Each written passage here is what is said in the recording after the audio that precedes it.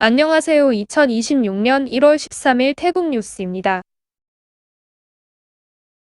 국립개발행정연구원 니다폴이 1월 11일 발표한 전국 여론조사 결과입니다.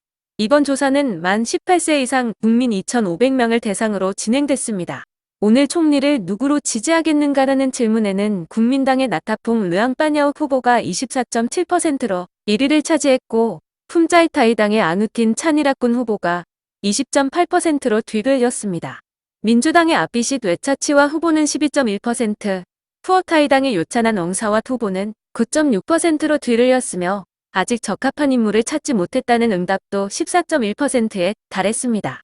정당 지지율에서는 국민당이 지역구와 비례대표 모두 약 30%로 가장 높은 지지를 얻었고 품짜이타이당이 22% 안팎으로 2위를 기록했습니다.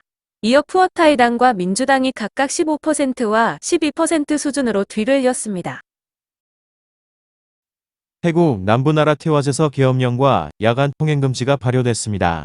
1월 11일 새벽 빠따니 얄라 나라테왓 지역 주유소 11곳에서 폭발과 방화 사건이 잇따라 발생했는데요. 태국 육군은 이를 비인도적 테러 행위라 규탄하며 국가안보국 제사지역 지휘부에 즉각 상황 통제와 주민 지원을 지시했습니다. 이에 따라 나라테왓 보안당국은 같은 날 성명을 통해 저녁에 계엄령을 선포했습니다. 주요 조치로는 국경 검문소 통제 강화, 차량과 인원 출입 관리, 상품 거래 제한 등이 포함됐습니다. 또 오후 9시부터 다음날 오전 5시까지 외출이 금지되는 야간 통행 금지도 내려졌습니다. 수완두시대학교 수완두시폴이 1월 12일 발표한 전국 여론조사입니다. 이번 조사에는 2,682명이 참여했는데요. 정당 지지에서는 지역구와 비례대표 모두 국민당이 약 33에서 34%로 선두를 달렸고 푸어타이당과 품짜이타이당이 뒤를 이었습니다. 차기 총리 선호도는 국민당의 나타퐁 르앙빠냐웃 후보가 31.99%로 1위, 푸어타이당의 요찬한 웜사왓 후보가 17.45%, 품짜이타이당의 아누틴 차니라꾼 후보가 15.14%로 뒤를 이었습니다. 유권자들의 투표 결정 요인으로는 경제 민생 해결 정책이 52.35%로 가장 높았고 과거 실적과 지도자 경영팀, 토론 능력, 정당 이념 순으로 나타났습니다. 또 태국 캄보디아 국경 상황과 관련해 국민들은 군의 희생과 헌신에 대한 찬사와 격려 메시지를 가장 많이 전한 것으로 조사됐습니다. 수완두시폴은 세대별 지지 성향이 뚜렷해지고 있으며 이번 선거의 핵심은 말이 아니라 실제 문제 해결 능력이라고 분석했습니다. 국민당 비례대표 후보 차이와 사타원 이치시 시종은행에서 최근 수개월간 대규모 현금 인출이 있었다고 지적했습니다. 특히 2025년 9월 한 달에 1270억 바시 인출 등 월간 최고 기록을 세웠다며 정치 일정과 맞물린 비정상적 흐름이라고 주장했습니다. 이에 태국중앙은행은 1월 12일 해명에 나섰습니다. 당시 계좌 동결 조치 확대에 대한 불안으로 국민과 상점들이 현금 사용을 늘리면서 단기적으로 수요가 급증했을 뿐 10월부터는 정상화됐다고 밝혔습니다. 다가오는 총선과 춘절 기간에도 현금 수요를 면밀히 관리하고 시중은행과 협력해 대규모 인출을 엄정 통제하겠다고 덧붙였습니다. 끄라비 피피섬 인근 해상에서 스피드보트와 어선이 충돌해 러시아인 관광객 한 명이 숨지는 사고가 발생했습니다. 해운국은 사고 직후 승객과 승무원 전원을 구조해 병원으로 이송했다고 밝혔습니다. 조사 결과 푸켓 아오찰롱에서 출발한 스피드보트가 조업 중이던 어선에 지나치게 근접해 항해하다가 2m 파도와 강한 바람 속에서 조타가 어려워져 충돌한 것으로 확인됐습니다. 스피드보트 조타수는 경찰 조사 중이며 법 절차에 따라 처벌될 예정입니다. 해운국은 이번 사고가 태국 관광 이미지에 미치는 영향을 우려하며 엄정한 조사와 법적 처벌을 예고했습니다. 중대한 과실이 확인될 경우 면허 정지나 취소도 검토하겠다고 밝혔습니다. 아울러 푸켓 끄라비 팡하 등 주요 관광지에 긴급 회의를 지시해 안전항해 수칙을 재점검하고 출항 전 선박 상태와 안전장비, 기상 조건 확인을 강화하기로 했습니다. 촌부리 박라묵 넝푸르 지역에서 중국인 여성 부동산 중개인이 동포 남성에게 납치돼 금품을 갈취당하는 사건이 발생했습니다. 범인은 피해자를 흉기로 위협해 5만 위안 송금을 강요했지만 실패하자 테이프로 결박해 차량에 방치한 뒤 도주했습니다. 다행히 민방위 자원봉사대가 숲속에 버려진 벤츠 차량을 발견해 구조에 나섰고 피해자는 목숨을 건졌습니다. 당시 피해자는 몸과 머리까지 테이프로 묶인 채 호흡만 겨우 가능한 위험한 상태였습니다. 피해자는 사건 당일 중국인 고객이 위챗으로 연락해 주택을 보여달라 요청했으나 현장에서 돌연 흉기를 꺼내 돈을 요구했다고 진술했습니다. 넌푸르 경찰은 이민국과 협력해 CCTV와 증거를 확보하고 있으며 범인 추적에 나섰습니다. 페이스북에 올라온 한 장의 사진이 누리꾼들 사이에서 큰 화제를 모으고 있습니다. 지난 1월 12일 한 마리 작은 개가 집 안으로 들어와 고양이 사료를 훔쳐먹는 모습이 게시됐는데요. 집주인이 여러 차례 밖으로 내보냈지만 다시 들어와 사료를 먹고 벽까지 타고 오르는 끈질긴 행동을 보여 눈길을 끌었습니다. 특히 얼굴이 엉뚱하면서도 귀여운 인상을 주고 일반 개보다 크기가 작아 더욱 관심을 모았습니다. 네티즌들은 집이 바닷가 근처냐는 질문을 이어갔고 검은 눈 개라는 의견이 제시되며 해안가에서 흔히 볼 수 있는 종이라는 설명도 덧붙여졌습니다. 태국 호텔에서의 특별한 서비스가 온라인에서 큰 화제를 모으고 있습니다. 지난 1월 11일 한 대만인 관광객이 객실 침대 위에서 직원이 접어둔 타월 아트를 발견했는데요. 귀여운 동물 모양 수건 장식에 감동한 그는 팁을 남기며 원하는 모양을 부탁했습니다. 이후 침대 위에는 코끼리 모양, 또 다른 날에는 악어 모양 타월이 놓여 있었고 직원은 감사의 손편지까지 남겨 따뜻한 인상을 더했습니다. 이 사연은 SNS에서 빠르게 확산되며 태국 호텔 서비스의 매력은 이런 작은 서프라이즈에 있다는 반응을 이끌어냈습니다. 전문가들은 이번 사례가 태국 관광업의 강점인 환대와 세심한 서비스 정신을 보여주며 관광객들이 태국을 반복 방문하게 만드는 중요한 요인이라고 평가했습니다. 캄보디아 고위 인사의 발언을 두고 태국 외무부가 강하게 반발했습니다. 1월 12일 캄보디아 인권위원회 위원장 케올 레미가 자신의 SNS를 통해 태국 정치 상황과 국경 문제를 언급하며 태국 선거 결과에 따라 국경 안정이 달려있다고 주장했습니다. 그는 특정 인물이 패배하면 전쟁은 없을 것이라고 말해 논란을 일으켰습니다. 이에 태국 외무부는 내정 간섭이라며 즉각 반박했습니다. 시아삭 푸앙깨깨오 외무부 장관은 양국은 이미 휴전에 합의했으며 신뢰를 지켜야 한다고 강조했습니다. 또 최근 국경 상황은 대체로 안정적이지만 일부 포격 사건이 있었음을 설명하며 캄보디아 측 발언은 공동성명 위반이라고 지적했습니다. 외무부는 문화재를 군사 거점으로 활용한 사례까지 언급하며 국제법 위반 가능성을 제기했고 아세안 기본 원칙에도 어긋난다고 경고했습니다. 끝으로 태국 외무부는 캄보디아는 내정 간섭을 중단하고 공동성명을 준수해야 한다며 국경의 평화와 안정은 상호 존중과 책임 있는 태도에서 비롯된다고 강조했습니다. 치앙마이 공항의 수용 능력이 이미 한계에 도달했다는 지적이 나왔습니다. 1월 12일 사맛 라차폰식 전 민주당 부대표는 자신의 SNS를 통해 란나 공항이 없으면 치앙마이를 허브라 부를 수 없다며 새로운 공항 건설을 촉구했습니다. 현재 치앙마이 공항은 활주로 1개와 터미널 3만 5천여 제곱미터 규모로 시간당 최대 24편의 항공편만 처리할 수 있습니다. 지난해 여객 수는 940만 명으로 설계 수용 능력인 800만 명을 이미 초과해 터미널 혼잡과 서비스 지연이 이어지고 있습니다. 도심과 가까워 확장성도 제한적이라는 지적입니다. 이에 태국공항공사는 산간 펜군과 람푼 반티군 일대에 약 700억 밭을 투입해 란나 공항을 건설할 계획입니다. 연간 2,400만 명을 수용하고 활주로 2개, 시간당 41편을 처리할 수 있도록 설계됐으며 2028년 착공에 2032년 개항을 목표로 하고 있습니다. 사맛 전 의원은 허브는 말이 아니라 인프라로 증명돼야 한다며 치앙마이 공항은 이미 포화 상태이므로 란나 공항이 반드시 필요하다고 강조했습니다. 이 발언은 온라인에서도 큰 반향을 일으키며 많은 네티즌들의 공감을 얻고 있습니다. 태국 경제가 구조 개혁을 서두르지 않으면 일본의 잃어버린 10년처럼 장기 침체에 빠질 수 있다는 학계의 경고가 나왔습니다. 1월 12일 독립학자인 솜차이 파카탈주앗은 세계 경기 둔화와 가계부채, 밭화 강세, 지정학적 불확실성 등이 태국 경제를 압박하고 있다고 진단했습니다. 특히 미국의 관세 정책이 수출과 GDP 성장률 둔화, 관광업에도 악영향을 줄 것이라고 지적했습니다. 그는 새 정부가 출범하면 미국과의 관세 협상, 중소기업 지원, 가계부채 해결, 기술 역량 개발을 통한 경쟁력 강화가 시급하다고 강조했습니다. 또 단기적으로는 1조 밭 규모의 외국인 직접 투자를 적극 활용하고 장기적으로는 농업, 식품, 관광, 보건, 고급 서비스 등 유망 산업에 집중해야 성장률을 4에서 5%까지 끌어올릴 수 있다고 전망했습니다. 솜차이 학자는 베트남의 교육 노동력 개발 성과를 사례로 들며 태국이 개혁을 늦춘다면 성장률이 1%에 머무를 위험이 있다고 경고했습니다. 이번 발언은 온라인에서도 큰 반향을 일으키며 구조 개혁 없이는 미래가 없다는 목소리가 이어지고 있습니다.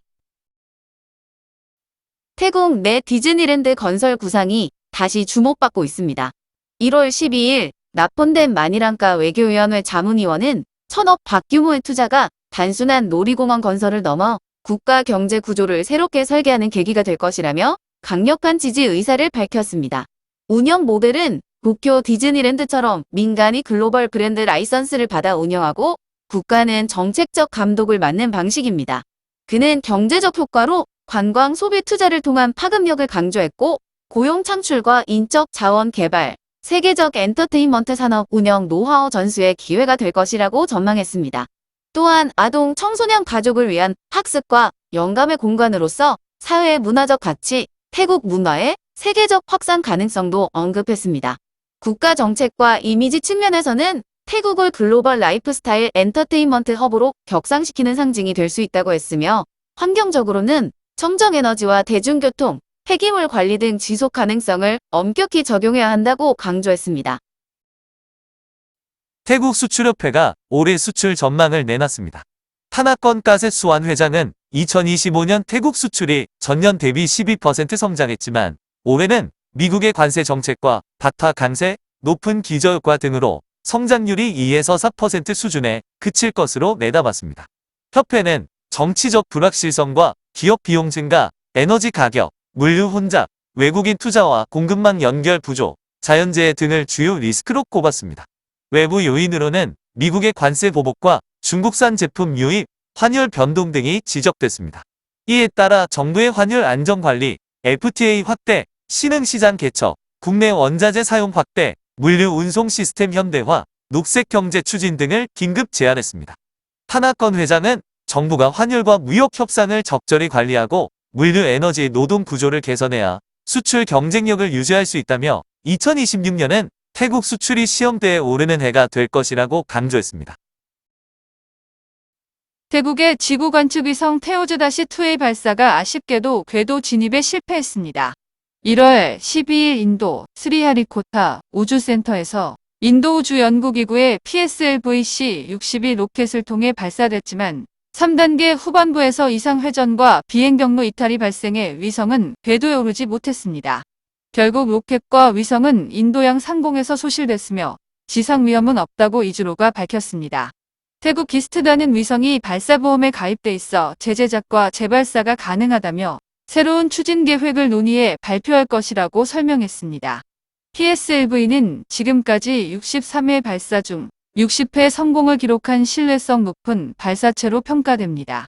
비록 이번 발사는 실패했지만 기스트단은 태국 엔지니어들의 역량과 준비가 입증된 과정이었다며 이번 경험을 바탕으로 국가 우주 기술을 더욱 강화하겠다고 강조했습니다. 태국 네티즌들도 아쉬움을 표하면서도 위성 발사는 항상 위험이 따른다. 태국 연구자의 역량은 세계적 수준이다라며 격려의 목소리를 보냈습니다.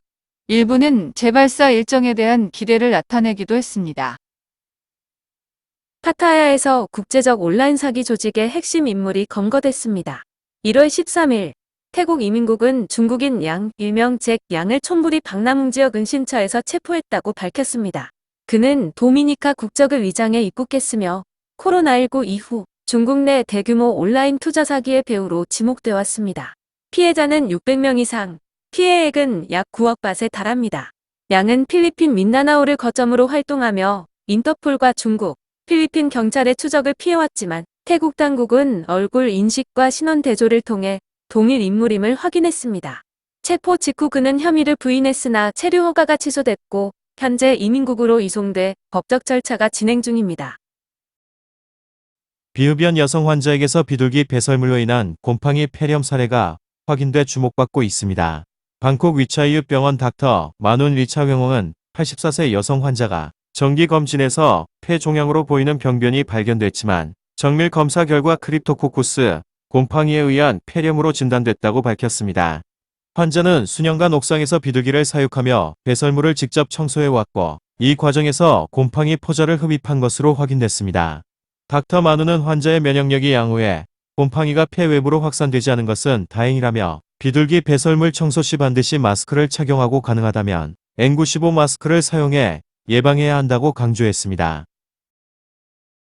파타야에서 인터폴 적색 수배가 내려진 국제 마약 조직원이 검거됐습니다. 1월 12일 태국 이민국은 외국인 범죄자 소탕 작전 중 프랑스 국적에 보내 일명 국제 마피아로 불리는 인물을 체포했다고 밝혔습니다. 그는 마약 수입 수출과 범죄 조직 참여 혐의로 프랑스 법에 따라 최고 10년형에 처할 수 있는 인물입니다. 보네는 지난해 12월 수완 나품 공항을 통해 태국에 입국한 뒤 파타야에 은신하며 제3국으로 도피할 기회를 엿보고 있었지만 수사팀의 추적 끝에 파타야 외곽에서 붙잡혔습니다.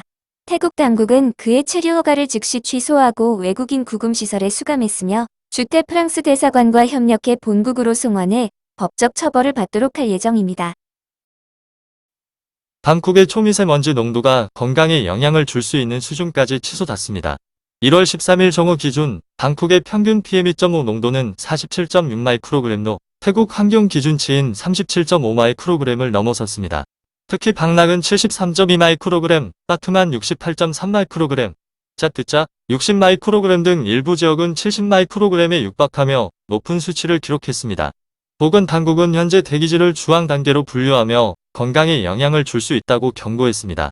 전문가들은 단기간에 대기질이 악화될 수 있다며 시민들에게 주의를 당부했습니다. 특히 고농도 지역 거주자는 외출을 최소화하고 실내 활동을 권장했습니다.